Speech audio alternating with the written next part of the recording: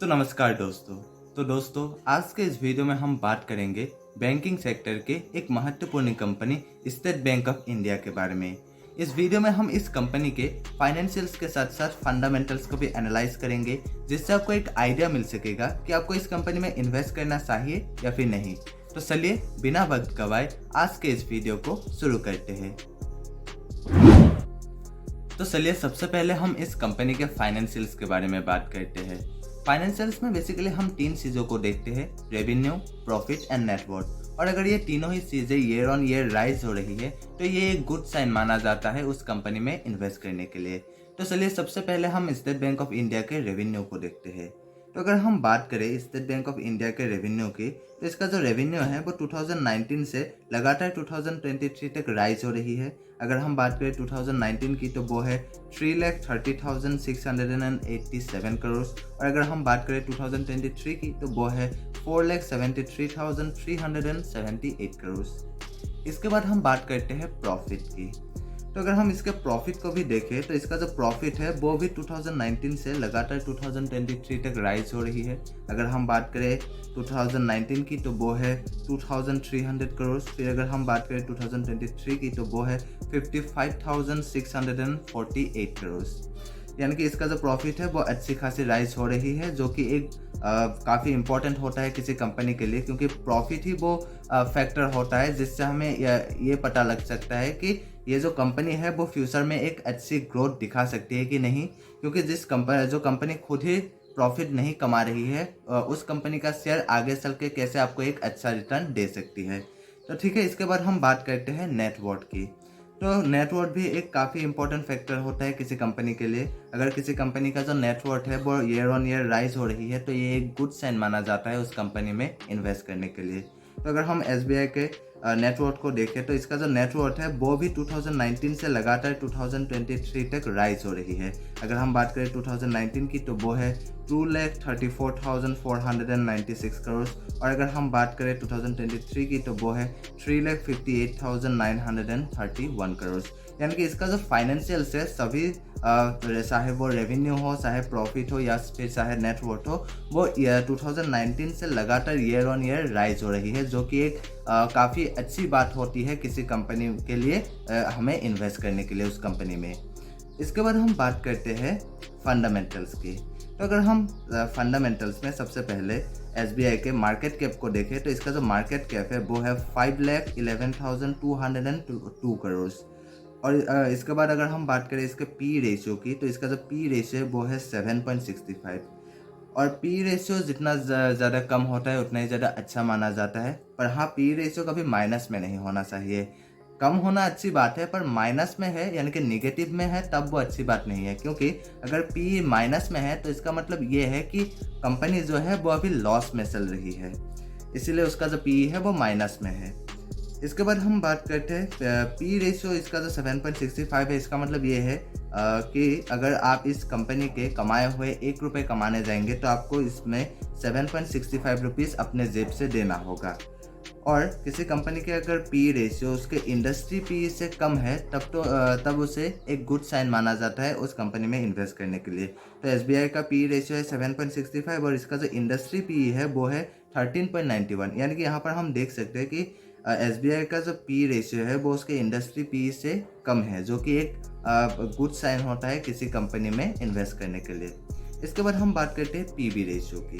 PB ratio भी जितना ज़्यादा कम होता है उतना ही ज़्यादा अच्छा होता है, और अगर पीबी रेशियो 1 से भी कम हो तब तो और भी ज़्यादा अच्छा माना जाता है। तो इसका जो पीबी रेशियो है वो है 1.46। इसका जो पीबी रेशियो है वो 1 से तो ज़्यादा है पर इतना भी ज़्यादा नहीं है, 2 से तो कम ही है। और अगर किसी कंपनी का जो पीबी रेशियो 2 से भी कम है तो उसे भी एक अच्छी खासी पीबी रेशियो माना जाता है। फिर हम बात करते हैं डेट टू इक्विटी की, पर यहाँ पर डेट टू इक्विटी नहीं दिया गया है, इसलिए हम इस कंपनी के डेट टू इक्विटी क्योंकि यहाँ पर नहीं दिया गया है इसलिए हम इसके करंट रेशियो को देखते हैं। करंट रेशियो में बेसिकली हम कंपनी के करंट एसेट्स कितना है as compare to current liabilities वो देखते हैं। तो अगर हम बात करें SBI के करंट रेशियो की तो वो है 2.52।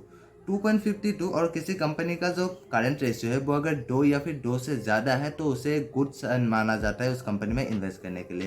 क्योंकि करंट रेशियो अगर 2 या अगर एक है, तो इसका मतलब ये है कि उस कंपनी के पास जो जितना ज़्यादा करंट एसेट्स है उतना ही करंट लाइबिलिटीज़ भी है। और कंपनी के पास अगर कंपनी का अगर करंट रेशियो 1 से भी कम हो तब वो ख़राब माना जाता है। क्योंकि इसका मतलब ये है कि उस कंपनी के पास करंट लाइबिलिटीज़ ज़्यादा है as compare to current asset, जो कि बिल्कुल भी अच्छी बात नहीं है किसी कंपनी में इन्वेस्ट करने के लिए। तो इसका जो करंट रेशियो है वो अच्छी खासी है। इसका जो करंट रेशियो है वो है 2.52। तो अभी हम इसके साथ ही एक और रेशियो को देख लेते हैं, जो कि है पेग रेशियो। पेग रेशियो भी एक वैल्यूएशन निकालने के लिए काम आने वाला एक रेशियो है। पेग रेशियो से भी हम ये जान सकते हैं कि इस कंपनी का जो शेयर प्राइस है इसका शेयर प्राइस अंडर वैल्यूड है या फिर ओवर वैल्यूड। तो अगर हम देखें किसी कंपनी का जो पेग रेशियो है वो अगर 1 है, तो इसका मतलब ये है कि वो कंपनी ना ही ओवर वैल्यूड है और ना ही अंडर वैल्यूड। और अगर पेग रेशियो 1 से ज़्यादा है, तो इसका मतलब ये है कि उस कंपनी का जो शेयर प्राइस है वो ओवर वैल्यूड है। और अगर किसी कंपनी का जो पेग रेशियो वो अगर 1 से कम हो, तो इसका मतलब ये है कि उस कंपनी का जो शेयर प्राइस है वो अंडर वैल्यूड है, यानी कि सस्ता है। तो SBI का जो पेग रेशियो है वो है 0.10, यानी कि इसका जो पेग रेशियो है वो 1 से कम है। इसका मतलब ये है कि इस कंपनी का जो शेयर प्राइस है वो सस्ता है, यानी कि अंडर वैल्यूड है। इसके बाद हम बात करते हैं ROE की। ROE यानी कि रिटर्न ऑन इक्विटी। तो इसका जो ROE है वो है 1.27%, जो कि इतना ज़्यादा कुछ खास नहीं है। ROE जितना ज़्यादा होता है उतना ही ज़्यादा अच्छा माना जाता है। ROE के साथ साथ हम इसके ROC को भी देख लेते हैं। ROC यानी कि रिटर्न ऑन कैपिटल एम्प्लॉयड।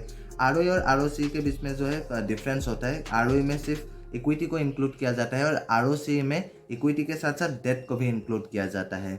और इन दोनों के बीच में जितना ज़्यादा कम गैप होता है उतना ही ज़्यादा अच्छा होता है। और अगर ये दोनों ही अगर 20 से ज़्यादा हो तब तो और भी ज़्यादा अच्छा माना जाता है।